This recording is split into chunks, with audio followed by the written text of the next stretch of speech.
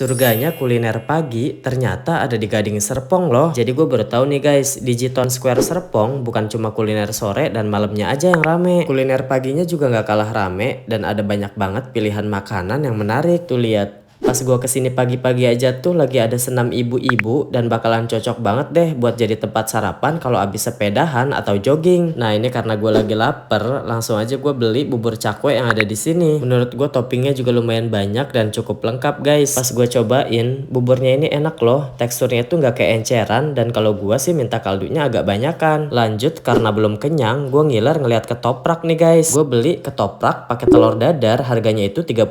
Menurut gue ini bumbu kacangnya juga lumayan medok dan lontongnya juga legit. Kalian cobain deh kalau kesini. Nah karena masih pengen ganyem, gue lihat ada yang jual tahu gejrot yang bentukannya itu gemoy-gemoy banget. Ini tuh tahu isi aci. Gue pesen yang level 10 cabe. Tahunya ini kriuk di luar dan lembut di dalam loh. Dan karena di sampingnya ada yang jual bakso gorengnya ukurannya bolgem, gue langsung beli juga nih guys. Rasanya juga enak, ikannya tuh berasa banget. Nah terakhir gue jajan snack kekinian Wong Potato. Ini gue pesen rasa balado dan ternyata dimakan pas masih panas begini makin mantul deh. Oh iya buat kalian yang cuma mau cemal-cemil pagi doang, di sini tuh ada banyak banget aneka jajanan pasar dan snack dari UMKM Kabupaten Tangerang loh. Gimana? Kalian kalau kuliner pagi kesini bakalan jajan apa nih?